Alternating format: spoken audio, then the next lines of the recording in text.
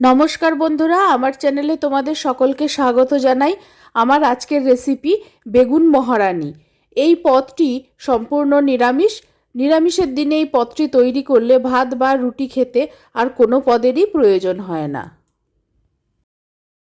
মাঝারি সাইজের বেগুন নিয়েছি। বেগুনগুলোকে মাঝখান থেকে 4 টুকরো করে কেটে নিয়েছি। আর বেগুনের বোটাটা তোমরা পছন্দ না করলে ফেলেও দিতে পারো। প্রত্যেকটা বেগুনের গায়ে আমি নুন আর হলুদ ভালো মতো মাখিয়ে নিচ্ছি। নুন হলুদটা এমনভাবে মাখাতে হবে যাতে নুন আর হলুদটা সবটা বেগুনের গায়ে ভালোভাবে লাগে। সব বেগুনের টুকরোগুলোতে নুন হলুদ খুব ভালো মতো মাখিয়ে নিয়েছি। এবার মশলাটা তৈরি করে নিচ্ছি। আমি 1.5 চামচ সাদা সর্ষে নিয়েছি, 1.5 চামচ পোস্ত নিয়েছি, 1.5 চামচ সাদা তিল নিয়েছি, 1 চামচ মগজদানা নিয়েছি আর 1 চামচ রাঁধুনি নিয়েছি। এই সব মশলাগুলোকে আমি মিক্সিং জারে নিয়ে নিচ্ছি। আগে পাউডার তৈরি করে নেব।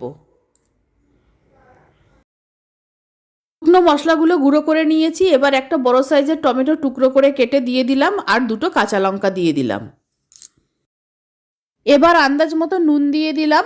অল্প সামান্য জল দিয়ে মিহি পেস্ট তৈরি করে নেব। নুন আর কাঁচা লঙ্কা দিয়ে সর্ষে বাটলে সর্ষে তিতো লাগে না। একটা মিহি মশলার পেস্ট তৈরি করে নিয়েছি। কড়াইতে অল্প সর্ষের তেল গরম করে নিয়েছি। এবার বেগুন ভেজে নিচ্ছি। একবারে খুব বেশি বেগুন ভাজতে দেওয়া যাবে না, 2-3টে করে ভাজতে হবে। আর বেগুনগুলো একটু বেশি আঁচে ভাজতে হবে যাতে বেগুনগুলো ভালো মতো ভাজা হয় অথচ বেগুনগুলো খুব নরম না হয়ে যায়। বেগুনগুলো উল্টে দিলাম। সব দিকে সোনালি রং ধরবে এই রকম ভাবে বেগুনগুলোকে ভাজতে হবে। এই বেগুন দুটো ভাজা হয়ে গেছে, আমি তুলে নিচ্ছি। এই বেগুনগুলো যেরকম ভাবে ভেজেছি এইভাবে বেগুনগুলো ভেজে নিতে হবে। সব বেগুনগুলো ভাজা হয়ে গেছে। কড়াইতে আরেকটু সর্ষের তেল দিয়ে একটা তেজপাতা আর একটা শুকনো লঙ্কা ফোড়ন দিলাম। 1/2 চামচ জিরে, 1/2 চামচ রাঁধুনিও ফোড়নে দিয়ে দিলাম। সবশেষে অল্প হিং ফোড়ন দিলাম। ফোড়নটা ভেজে নিয়ে 1/2 চামচ আদা বাটা দিয়ে দিলাম। আদার কাঁচা গন্ধটা চলে যাওয়া পর্যন্ত একটু ভেজে নিচ্ছি। আদাটা ভেজে নিয়েছি। এবার গ্রাইন্ডারে করে রাখা মশলাটা দিয়ে দিলাম।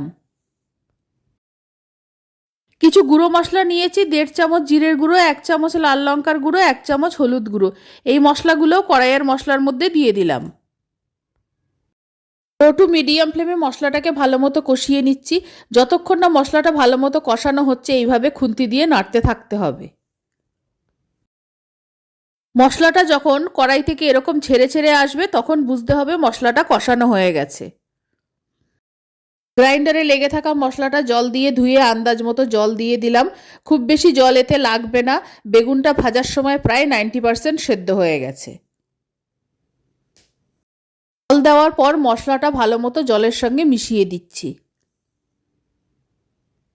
1/2 চামচ চিনি দিয়ে দিলাম। নুন মশলা বাটার সময়ে দিয়ে দিয়েছি। নিরামিষ রান্না 1 চামচ ঘি দিয়ে দিলাম। 1 চিমটি গরম মশলা দিলাম।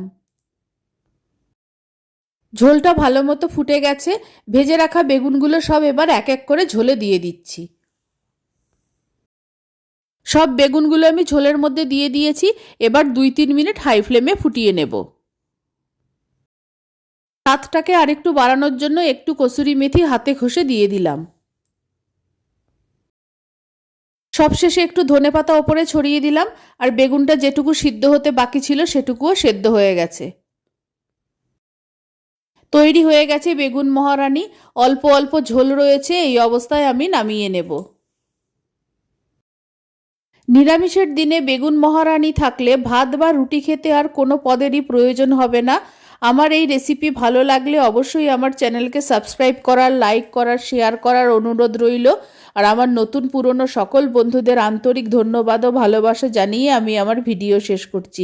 সকলকে অসংখ্য অসংখ্য ধন্যবাদ।